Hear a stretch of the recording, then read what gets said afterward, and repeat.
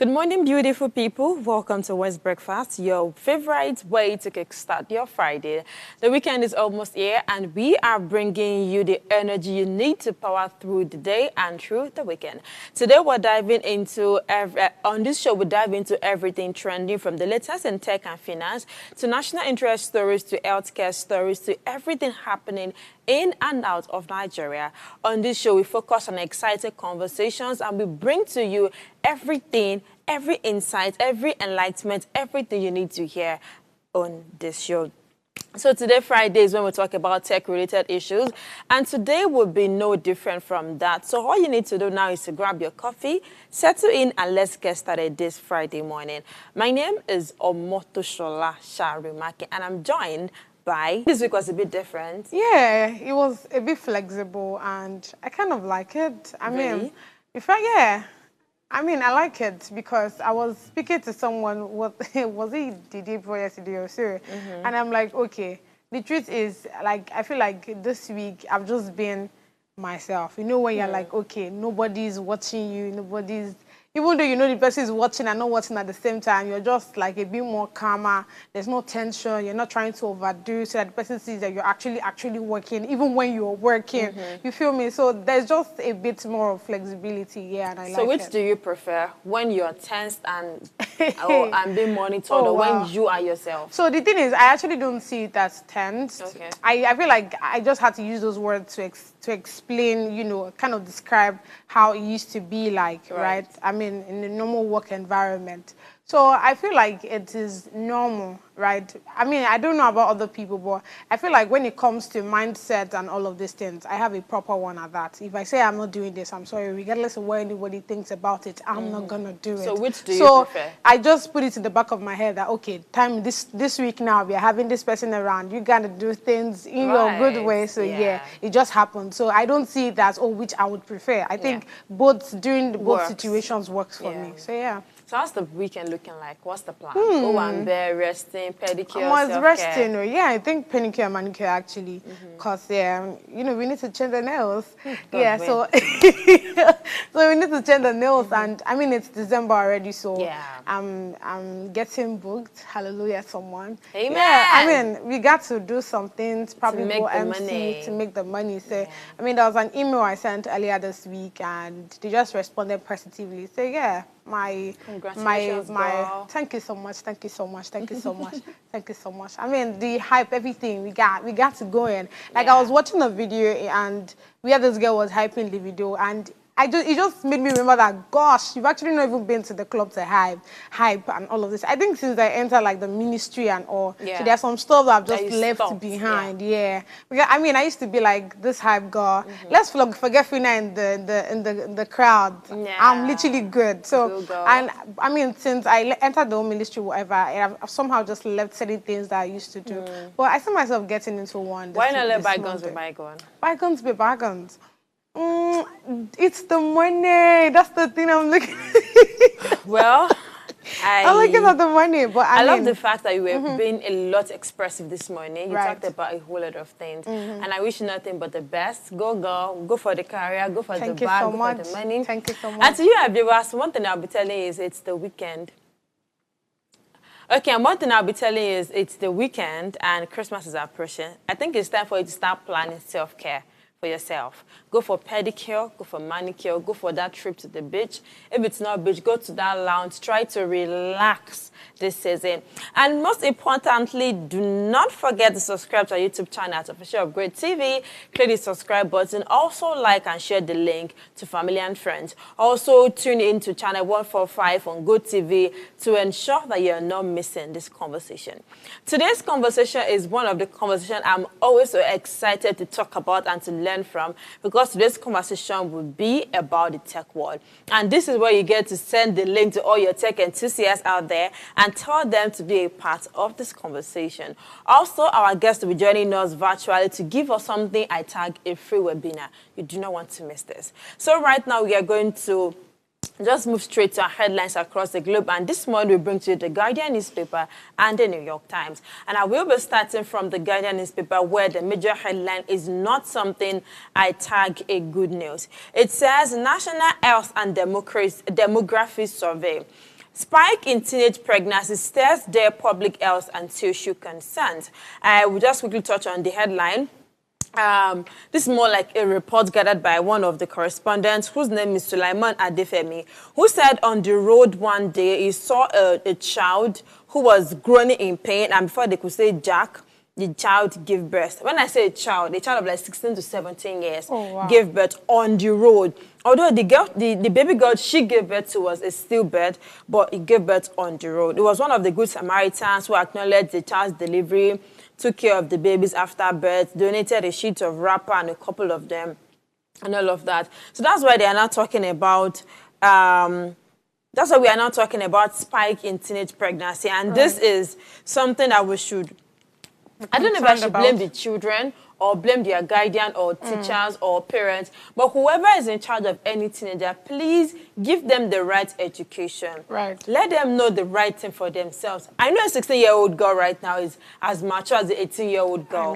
I mean, their stature, their body. To them, they are mature. And to be honest, if you hear the things they say, they're actually very mature. I mean, but your decision, your life choices is right on your palm. Whatever choice you decide to make now, for ice cream or for this thing, if you go and mistakenly carry one wanted pregnancy, you'll be the one to take care of it. Be all right eventually. Eventually. Away from that story on the political scene, Labour Party films vows legal actions as 4 lawmakers defect to APC. I don't understand. I have the right to move from a political party to another. Why do you have to take me to court because I moved from Labour Party to APC? I think most of us like to be on the winning side. So wait, what's the news? Some people left Labour Party films vows legal action as 4 lawmakers defect to APC. Lawmakers. You know, they are not just ordinary persons. Ordinary floor members, and again, it depends on what information that have been passed. Because, I mean, you know how you've been an organization where it's just like, let's use company, for example, right? Where you are in a certain company and you're probably the one bringing ideas for them and all of that. And when you now left that company, you went to another one and you now established probably those same ideas to them. And guess what? There might be an issue with copyright and all of these things. As long as there's no contract binding it, or there's no contract that says, okay, you must work 2 years before you resign, or you must work 1 year before you resign. I think everybody has the right to just stand up and just give notice. Okay, maybe in the next 2 weeks, a month, I'll be defecting from Labour Party to APC. Everybody has the right of choosing whoever political party they want to play. I just feel like it depends on the role you have actually been playing while you were on that party. Now, if you are also part, and again, it depends on the informations you must have heard or come across. And I mean, I'm not sure any reasonable person will want to sue another person if whatever they are suing them for is not something that's really pained them to heart. So, I mean, well, we do want to update you as the story unfolds. Then away from that, another headline reads, detained Okwama president died in military facility. That's sad. Ibru Ame Chief Advocate Military, Media Partnership on Security. Politics, corruption, bane of education in Nigeria, says State Fund boss. That's on page 3 of the Guardian newspaper. And on 2027, Jonathan's campaign posters flood Kano State. I don't get. Are we having a Donald Trump in Nigeria? Hey, God, I beg. Okay, activists seek bail for Farotimi, fault police involvement. This is on the back and forth between Afe Babalola and Dele Farotimi. On Monday, we'll do it to establish more facts and also bring in expert guests to help analyze this conversation. Right. Then another headline reads, Akpabio counters Barau, insists tax bills on cost despite opposition. The last but one headline is on Nigerians' budget, as Nigerians' budget under threat as OPEC extends production cuts. And the final headline reads, federal government opens probe panel as fire got NSIPA warehouse and power tools. Nigeria and fire. I do not still understand why fire always one of the most important places. I mean, I'm not trying to trivialize the referendum or something. God bless Nigeria. Let's take a look at the foreign scene. Okay. I mean, here it's actually very chaotic. There's just a whole lot of us. I'm reading them one by one. I'm like, what's going on the international space? But the New York Times newspaper, by the right side of it, we have Ensura CEO gunned down in Manhattan. Next to that, we have Exa Assert he won't give up as support sways. By the left side of the newspaper, we have effort to expel leader built in South Korea. Marital law bid yields to impeachment vote. Middle of the newspaper, court poised to uphold ban on transgender care. Beneath that, Bangladesh is left to untangle how its economy was bled dry. Next to that, which is the last headline on the newspaper, we have French far right and left unite in votes to out Prime Minister. So the one I want to speak on is around this Bangladesh area, because, I mean, the last time we had Bangladesh story on the news was where they did the whole, what's the name now? They did protest, and I think the woman that have been ruling them for God knows how long, over a decade actually, right? She had to like leave the country, and that's because of how how strong that protest was. Everybody was on their toes, both the men, the women, the boys, the girls, everybody. And you know, she left the country, and I doubt if she's ever going to go back. Yeah, given that they already have like a new person on. His name is Mohammed now, who is like he's appointed as the chief advisor of the country intermediary government. Now, the reason why I actually choose this is because of this. Let's quickly read this. And it says, Bangladesh new central bank governor claims that around $17 billion was siphoned from the country's financial system under the previous government. You can imagine $70 billion. That's a lot of money, with some estimates exceeding $30 billion. Holy Ghost. Now, the funds were stolen through financial schemes involving corrupt officials and companies. This massive financial theft caused severe damage to the country's economy and continues to affect Bangladesh recovery's efforts, right? Now, the scale of corruption is unprecedented, and it has left the country struggling to stabilize economically. Honestly, this is, I mean, so it's both a good news and a bad news at the same time, because now with the kind of money they have left the country, for them to be able to, you know, balance and get to whatever they have lost over time is definitely going to take time. You get, so that's like the bad news there, because everybody now is struggling to make ends meet. And even during the protest, there are a lot of things that was lost. Like if you watch the videos during that time, you see, oh God, there was a lot of things that got spoiled. I mean, you know what protest is looking like. I think their protests somehow even got into like riots, because they went to like the woman that was, you know, that was ruling them at that time. They went to her home, broke everywhere, destroyed everything. I mean, that's how she had to like run for her life. I had to check for who colonized, what country colonized Bangladesh, and I saw that it was British. It was the Great Britain. Yeah. Because if there's a track record of France, people that France colonized, they don't leave them totally.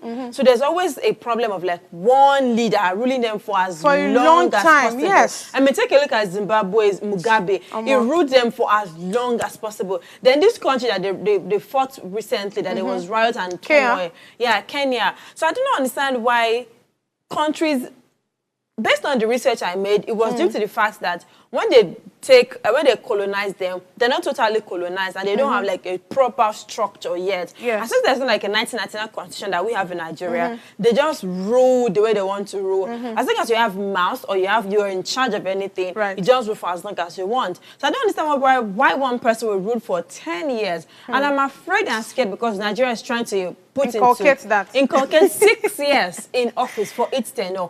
My problem is, if you should inculcate 6 years, then make it just one term for each person. Not 6 years, 2 terms. Imagine what we are going through at the moment, and we intend to go to it for 12 more years. Add 12 years to your age, you'll be as old as... The truth is, whether 6 years for one tenure or not, I just disagree. It's either they leave it the way it is already, or 6 years one everybody tenure. should go and rest, to be honest. Even with the tenures and all of those things that we have, the country is still the way it is. Instead of it getting better, it's even getting worse. So what are we saying? The thing is, don't say worse. Our dear president has plans for the next generation. Long-term goals. So we have to endure it now. Just like when he cut subsidy, he said it's for future plans. And we've seen petrol going up from like 167 naira to 1,015 naira at the moment. So let's do like this. Somebody that is going for long term now, and he's going to just be there for how long? It's as 4 or 8. If you want to buy a car and you earn less than 200, you need to like start saving up. So you'll be saving like 100K or 150K. So it will affect your cost of living for that month. But you have to endure. Oh, you don't get the memo. Even as much as I understand what you are saying. Oluremi said that husband is not using Nigerians phone. Right. So let's do like this. We are doing I mean, till the next generation comes, we pray we're still and happy. Right. Don't worry. I'm doing like this, you guys. It will be all right. And that is a wrap on our headlines across the globe. But unfortunately, we won't be going on any break. We're just going to dive straight into the conversation for today. You notice my teeth are already coming out. I'm so excited to talk about this. So on today's show, we are diving into a topic that has been on the minds of a lot of people. Where does a tech career actually start from? Is it from coding? Is it from graphic designing? Is it from being an IT expert? Is it from being a front-end developer? Right. Today, we're going to find out where a tech career actually start from. Whether you are into coding, designs, or tech innovations, the world of technology is full of opportunities, but how do you actually break in and start these things? Tech careers are booming and more young people are looking to break into this exciting field. But where does it all start from? How do you go from being a curious student to be a skilled software engineer or a skilled tech bro in whatever tech field you find yourself? So this morning we're joined by a special guest So this morning we're joined by a special guest who has made his mark in the field of the tech world. He goes by the name Nwaoghor Chukwuemeka. He's a talented software engineer. He's here to give us the inside scoop of how to kickstart a career in tech. If you've ever wondered how to get started in a fast-evolving industry, today is the day where you get all the answers. And like I mentioned earlier, today is going to be like a mini free webinar. You're not paying for all these details we're going to dish out. But yes, we've brought an expert guest to tell you where to start from in the tech world. Good morning to you, sir. Thank you very much for joining us. Good morning. Thank you for having me. Thank you. Such a pleasure to be here. Yeah, the pleasure is all ours. So today we're talking about where to start from in the tech world. When you turn to the left, tech. When you turn to the right, tech. There's even a stereotype right now. When you say a guy on short pants and on Crocs and some very nice sweatshirt or round neck, it's probably a tech bro using an iPhone or an iPad or something. And everybody wants to be into this tech world, tech sis, tech bro, and make all the dollars and everything. What exactly is tech? And then on a personal note, I don't intend to pry, but I also want to pry. Tell us a little bit about your journey. How did you first get into tech? The first thing you did to get into tech. Was it something you always knew you want to do? Or was it something you fell in accidentally? Or was it something you were intentional about? All right, thank you very much. The word tech, technology as it is a buzzword. It's everywhere. And there are a lot of mindsets around what people think tech is. So some of those things are not true, to be honest. There's kind of an idea of what people have when you talk about tech, but when you come into the real practicality of it, it's not completely as they say it is, because there are a lot of things to consider and to look out for. For me, I got into tech starting from my secondary school. It was a curiosity journey, to be honest. We had this guys coming to teach us HTML and all of that. So I really loved the fact that I could just write up a few things and then it could display something beautiful on the screen, people to use. It was fascinating to me. So that sort of stirred my curiosity, and then I went on to do an undergrad in computer engineering. Oh, wow. And the interesting thing is, while I went on IT, I went back to that same company that taught us those programming in secondary school. I went back there to learn coding, and that's where my journey began. And I went on to join an organization where I was able to contribute my quota to building a platform around the blockchain industry. So from there, I also went on to building a software for mental health.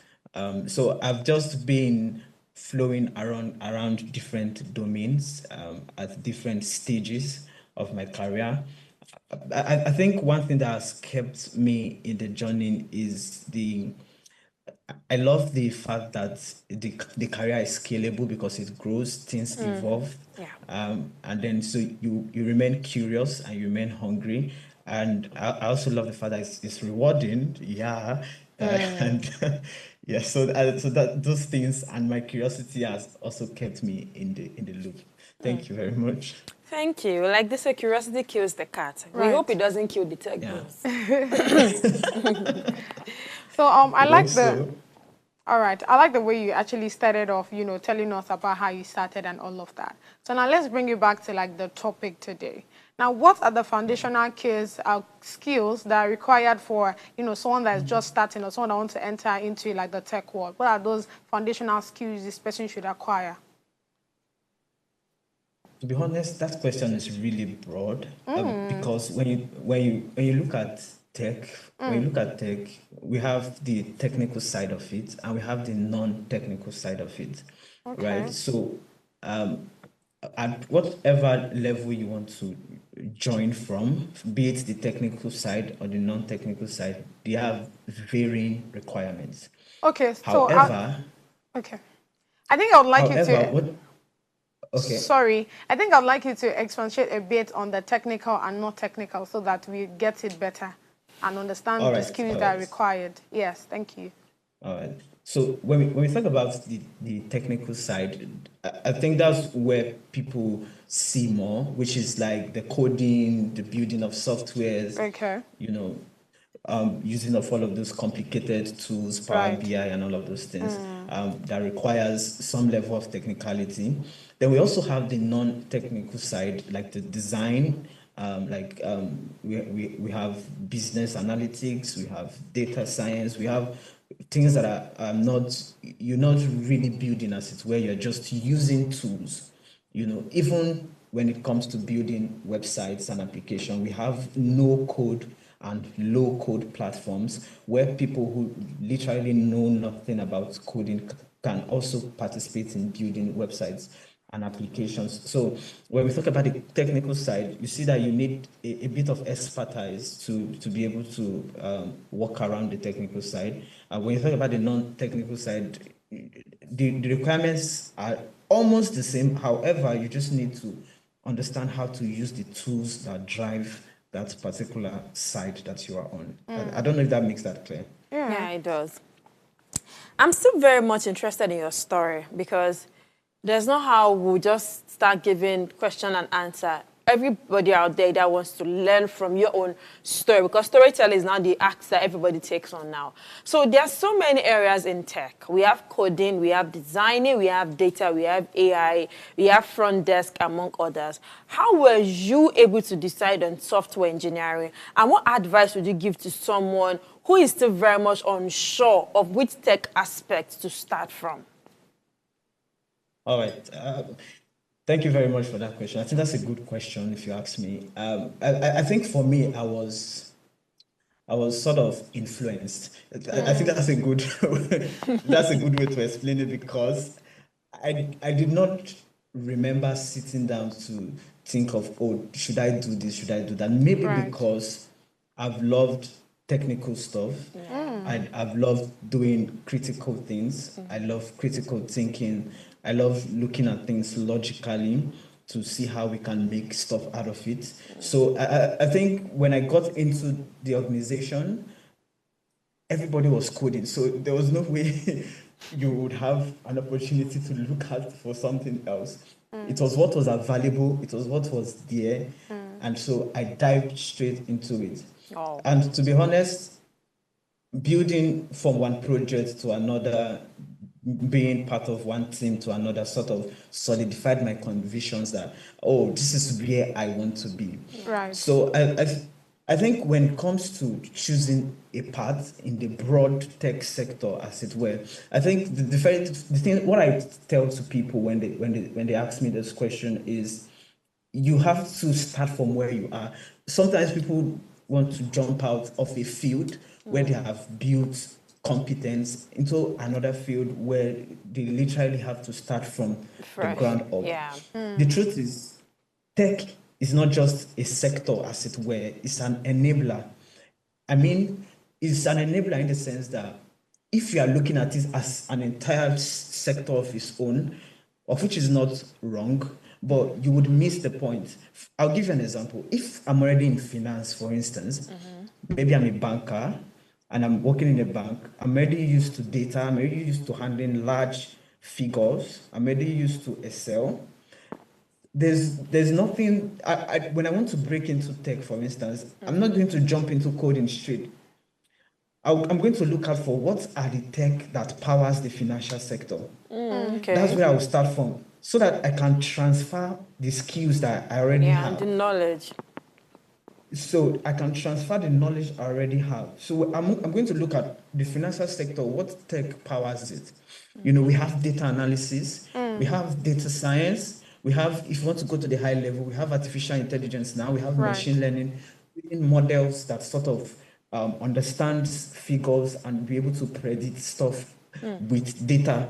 So I already know how to handle large data sets. I can manipulate them. I know data entry. I can clean the data.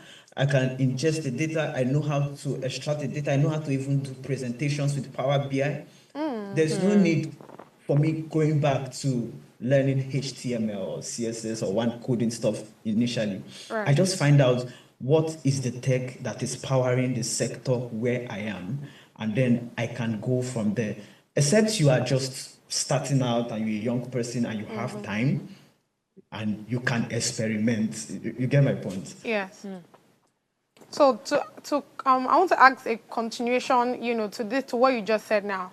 Now, on this tech fields, which one looks promising? Let's talk about the future, because the world is evolving. Yeah. I remember having a conversation with someone, and I was telling this person was looking for something to, you know, more like this handwork or something to learn.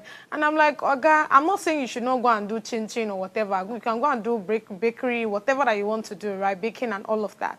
But I'll suggest you look for something in the tech sector, because that's what the future is looking like. So when we're talking about this tech fields now, for someone that is that's thinking of going into it, which of this, you know, tech initiatives do you think the person should go into? Or which of those, I don't know, I'm looking for the right word here, but which in this tech fields now, which one would you suggest the person to go for? I mean, looking at the future now, what the future looks like.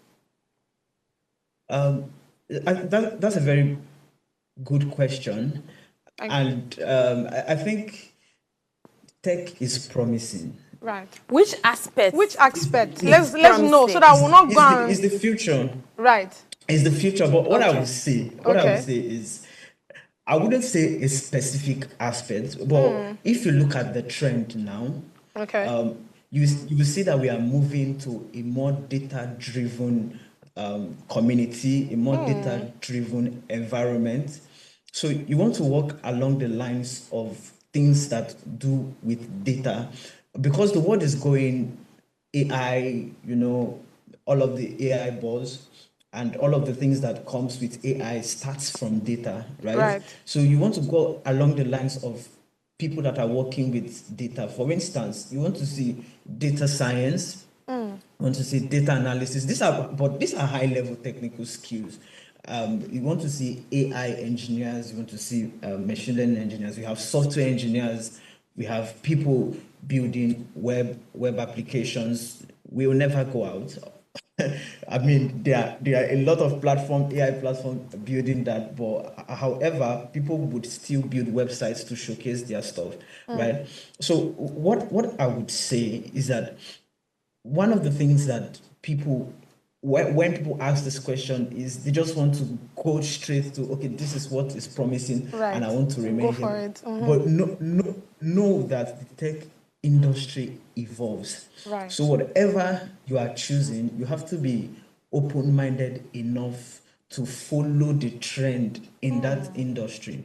For instance, if you look at the way we used to code, you know, before, when you're trying to figure out a solution to a problem, you go to Google, Stack Overflow, you research, look at people's code and all of that.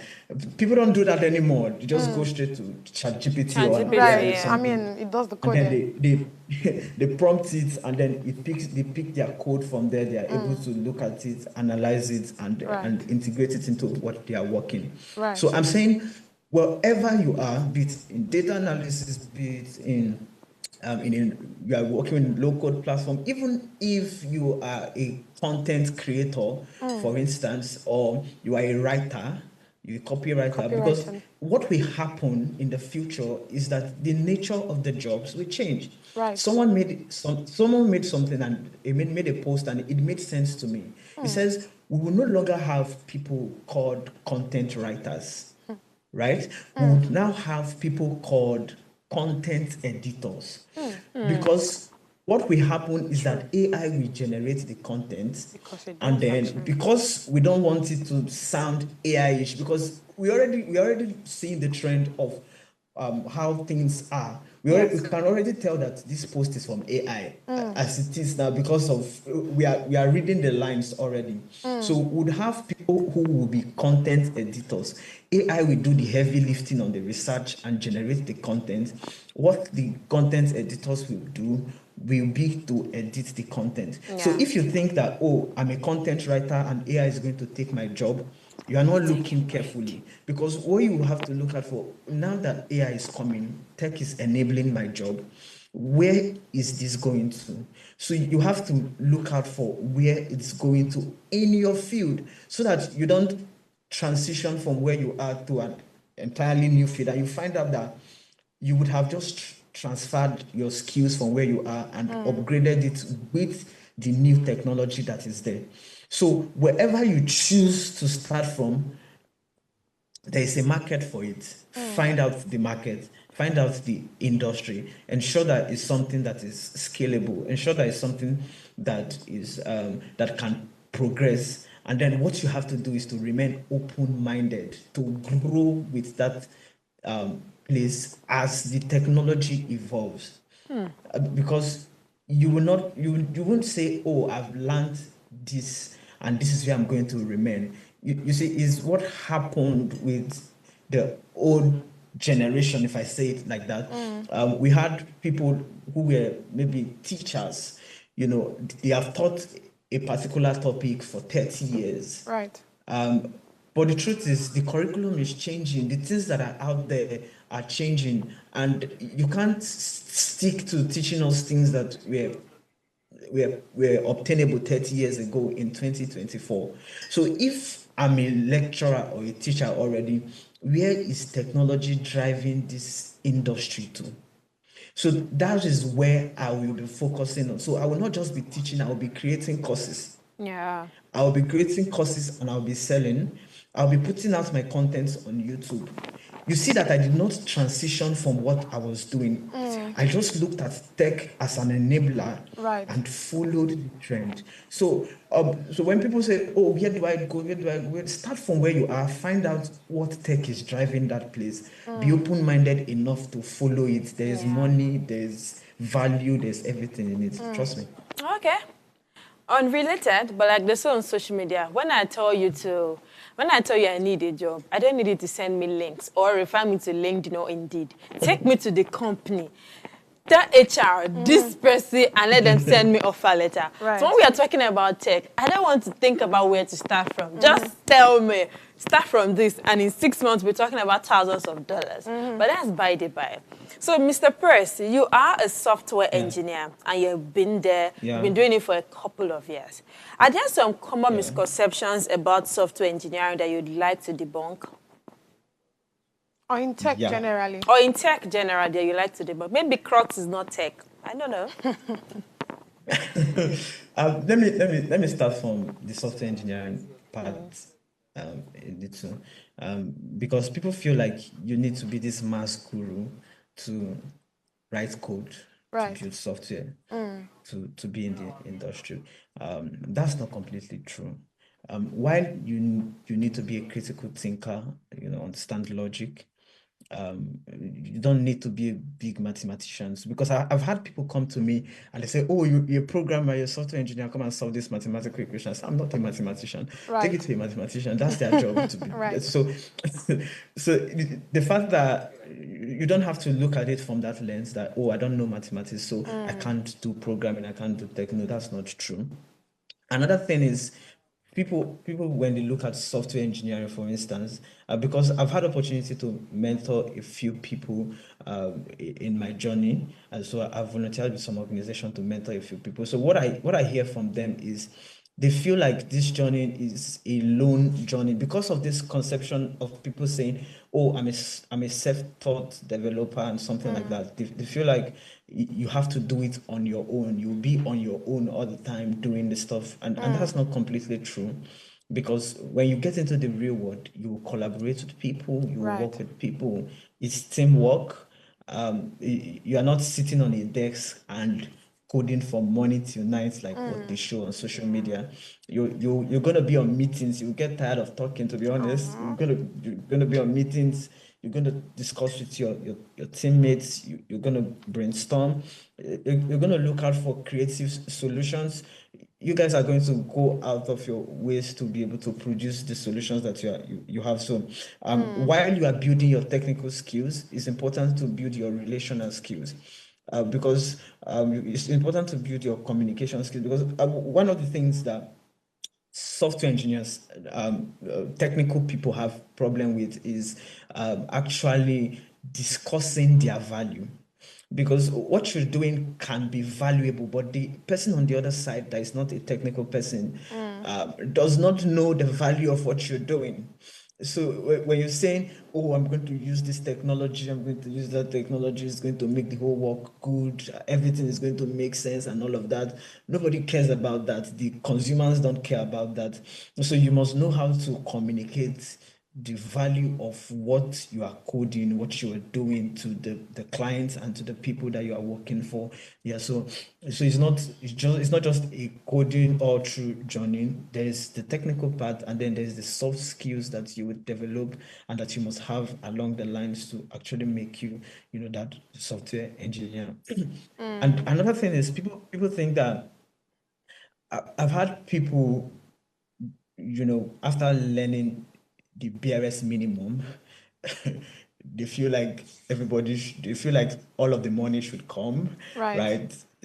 You just learned the barest minimum, Right. and then you are asking and demanding a market that has been there for years, and people have labored there, and people have gurus and professionals. What you can do in a week, they can actually what you can do in a week, they can get it done in a day. In a day. You get what I'm saying? Yeah. And now you are demanding for huge sum of money, because you hear that there's money in There's tech and money in all of tech.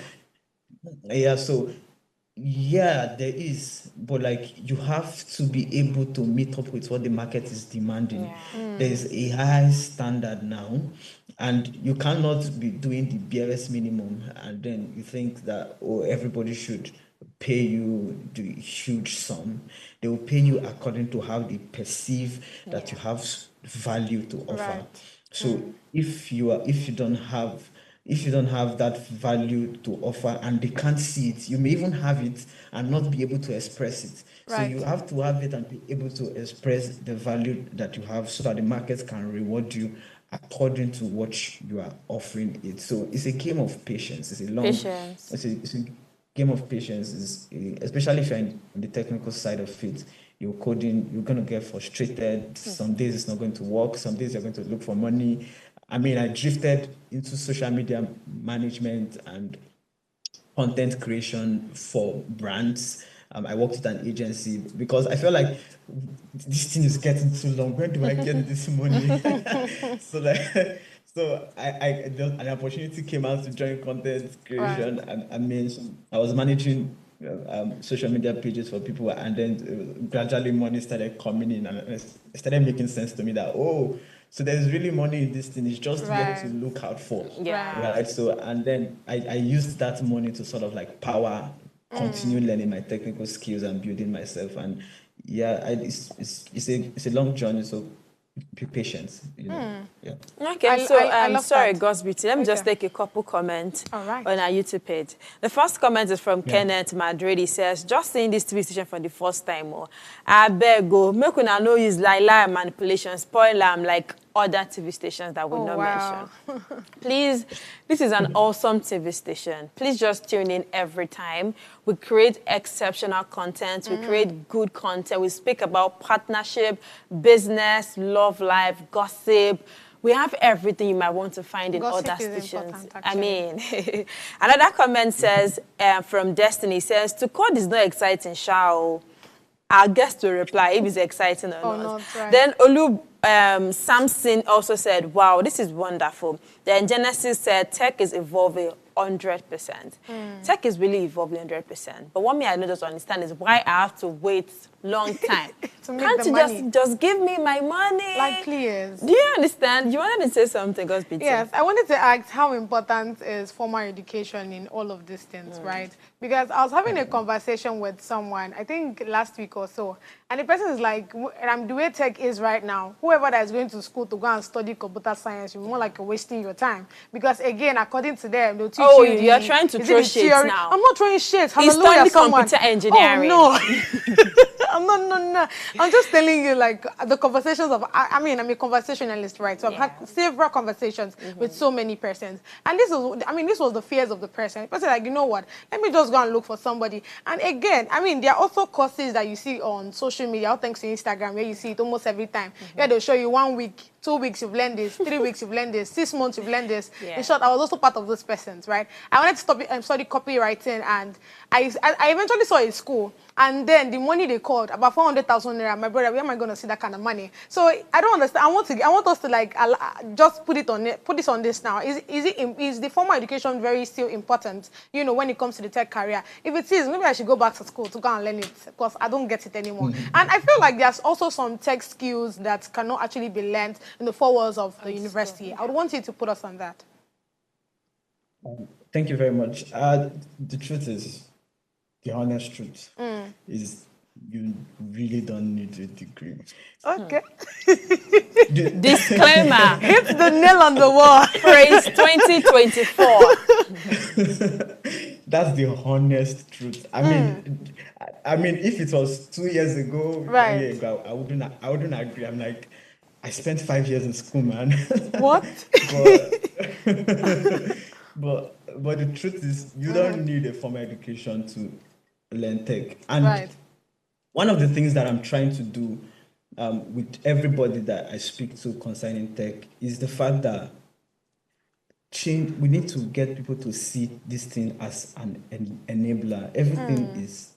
Everything can have a tech side of it. Everything has a tech side of it, right? People are when you talk about the money and all of that, people are getting into stuff, social media, internet marketing, and all of those things, and they are making good money. But you have to trade time for it, right? So when it comes to learning this skill, I think it's a game of time. You can actually pick up the foundations in 6 weeks. So those guys that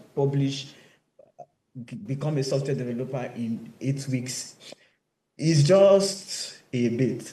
Is content, because what they are saying is we can teach you the basics of where to start from within 8 weeks, within 6 weeks, right? So I don't need to spend 5 years in school, in university, to become a tech person, to be honest.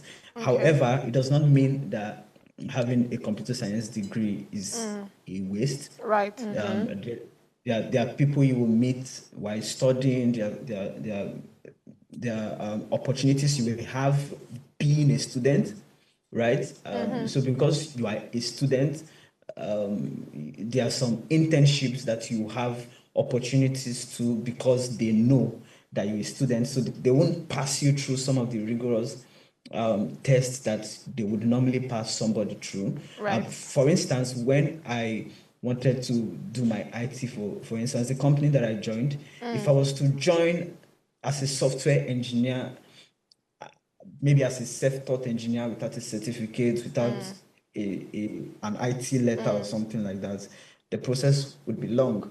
I was in that company where I saw where they interviewed people, and I was asking myself, could I have done could I have done all of this? But like, I had a smooth entrance into the organization because I was studying. Right. I was a student. I had my IT letter. I mean, even when there was a conversation around the pay and all of that, they were like, okay, you are coming in to learn, we are coming in, we are going to be teaching you. Why do we have to pay you? But like, because I was a student and it was necessary for them to support my living there, Right. they looked at it and said, you know what, we'll put you on our minimum pay grade. You will not get that opportunity if you are not in school. Right. You get what I'm saying? I feel you. However, you can actually go on YouTube. There are loads of materials everywhere. To be honest, there are some you don't even need to pay. You can learn from ground up. It's just knowing where to look and knowing what to focus on, right? So at the end of the day, a degree is good, but it's not necessary. We get it. It's good, but it's also not necessary. Tech can seem very intimidating at first. Not only at first. On a broader level, it can seem very intimidating. I remember seeing a video online with the likes of Salem Kings and all those tech bros that create content. Right. And they say, okay, my name is Salem King and this is the car I drive. And none of them is driving a Corolla 2020, 2016 or Corolla 2004. 2006. They all drive good-looking cars, which means in this tech, another tech is inside. You understand? Inside that your EV, another EV are the inside. Tech can seem very intimidating, especially with the new tools that are evolving every day and the language. Yeah. How can it start off? I mean, when I say start off, a secondary school boy that intends to pick a career in tech, how can he overcome all of these initial challenges and stay focused? And stay focused on the long term, because we've established the fact that tech is a long-term thing and your experiences will build up your courage as time goes by. So how do practicing tech experts now or tech bros now avoid being intimidated, and how do young tech enthusiasts now stay focused in the tech world? All right, thank you very much. I'll just say from how I was able to stay focused. Because there are a lot of things that can distract you, especially if you are in coding, for instance. Every day there's a new framework that is buzzing. Everybody wants to jump on it and all of that. And this is what I got from it. You need mentorship. You need people that have taught this part a bit to tell you that don't even go there. It will not last. Just sort of direct your path. And that's one of the things that I think helped me to grow fast, because the thing is, a lot of people are, and I was like that too at some point. I wanted to do everything. I wanted to be a social media consultant, I wanted to be an IT consultant, I wanted to be able to do networking, I wanted to be able to do web development. In short, at the time, I had all of that on my bio. So the person that taught me coding reached out to me saying, "Can't remove it. Can you focus on one thing?" Right? So what is expedient is whatever path you choose, find out what the foundations are. Stay with it. No matter the new tool, no matter the new technology, the foundations don't change. I'll give you an example. If you're programming, for instance, there's what we call control statements. Right. If else, if this is this, do that. It does not change, no matter the programming language, no matter the new framework that comes out. You must learn control statements. You must learn the basics. You must know how variables work. You must know how the processor processes the data that you are giving to it. All of those things are the basics. For me, stick with the basics. Take your time to sit on it. That's the only thing that will save you when you begin to navigate the broader space of big technologies, new technologies that are out there. Everything is shining. Everybody's talking about it. Everybody wants to make it feel like this new stuff is the great deal. And sometimes they are just distractions. Stick with the foundation, learn the foundations very well. Whatever it will take you to stay learning those foundations, just get it right. Immediately you get the foundations right, every other thing can be on top. There are tools, you can learn them within 3 weeks. There are tools, there are new frameworks, you can pick them up within 3 weeks. And the way these things work, if you know the foundation, you can transfer those skills to those new stuff, right? So if I'm already used to Excel, for instance, Right. and I understand how Excel works to a great extent, if they are pulling up a new feature, or maybe they are adding because I mean they are adding a lot of AI to all of this stuff now. I already know the foundation of how this thing works. I know how to navigate myself around the application. So if there's a new technology that is better than Excel, for instance, I already know the basic spreadsheet operations. You get that now? All I'm learning is I'm moving from Excel to maybe there's this other spreadsheet, I can't remember the name now, to maybe another spreadsheet package. Spreadsheet is spreadsheet. Right. Regardless of the name you call it, spreadsheet is spreadsheet. Right. So what I'm looking at for is what are the features that makes this particular one that I'm using different from the one I already know. So I'm not coming back to start learning what is spreadsheet again, what are cells, what is the numbering, how do you locate a cell, how do you manipulate data around spreadsheet and all of that. And I'm not coming back to that base level again. So but what is necessary is that I know those things. So I will not be learning Excel, and I'm learning how cells work, and I'm learning how to manipulate data in Excel. And I hear that there's a new technology, a new app that is doing better than Excel. It may be doing better than Excel, but if I move there, I'll still come back to learn those basics again. Right. Waste of time. So if I get the foundation, I can transfer my skills and I can use it to scale whatever new technology that comes the way. So I think that's a way to focus, mentorship and staying with the foundation. Beautiful. So I like this foundation that you laid. Let's talk a bit about networking and marketing. Yeah. I mean, as someone that is going into tech career, you've gone into it, you've learned coding. How do you get your customers? Because I know that's a lot. Let me start for myself. I'm a script writer, and trust me when I say that it is just very hard to get to certain persons, that I know that these people have the money that I need. You understand? The money, the amount that I'm looking for, they have it. But how do I even get through to them when they also have their own script writers? You feel me? I'm transitioning into being a copywriter. I still have an issue with networking. So I mean, since you're talking about for people that are coming into the tech world and all, how are you able to get it right? And how, what are your advices for them now so that they can also get it right when they come into the tech world? When it comes to, thank you very much for that. When it comes to networking, right, I think you have to be around the right place at the right time with the right people, right? because you can go anywhere. There's a tech event here. You go, you just spread all of your energies around and not make any headway. Research what. Mr. Press, I'm so sorry to cut you there. You might need to answer us as soon as possible. You have less than 2 minutes to wrap up on the show. You might just add this to it, that one piece of advice that you received when you were starting off in tech that you like to hand over to the next generation. So in less than 1 minute or two, so we can wrap up. Excuse me. All right. So the right place, the right time, the right people, you will know that by researching. Right. And then another thing people are doing now, personal branding, content creation, being visible. Yeah. So, and one of the things that I would say is don't be afraid to fail. You fail a lot of times. You fail at a lot of things.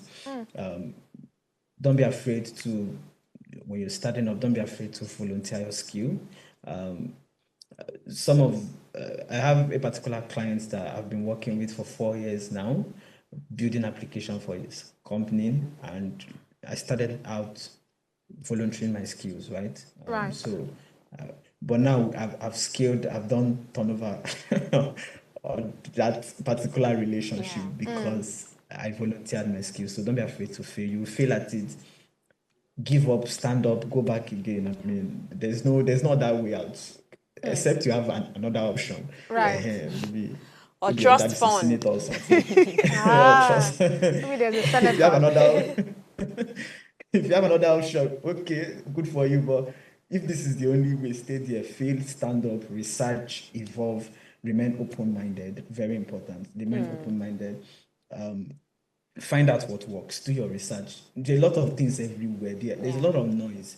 You will need to take time to like sieve through all of those things to find out what really works. And seek for mentorship. Don't look down on people. Don't look down on the people that can help you. And you can't do it alone. Just being one-man army. There are a lot you can do if you collaborate with people. Right. There are a lot you can do if you share your ideas with people, and then make up your mind to drive this journey. It's a continuous learning journey. Nobody has figured everything out.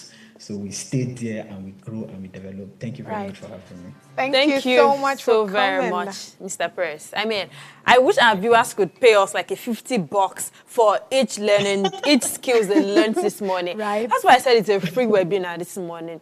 But the only thing you can pay us with is by going to our YouTube page at Official Upgrade TV, drop a comment there, like and subscribe, and share the link to other tech enthusiasts so they can learn from his wealth of knowledge. Till we come your way again next week, Monday. Mr. Praise, thank you very, very much for your time. Thank you so much. God's beauty. Thank you very much. And for the people that commented, thank you so much. Oh, yes. Your comment means a lot to us. Please stick around. We deliver excellent content. This is not mouths. Evidence day. And don't worry, we are not partisan. We know they choose party. We they talk things as they be. I mean. We are the Sorosoke generation. Don't joke with us. Till we come your way again next week, Monday, please stay sharp and enjoy your weekend. Bye-bye.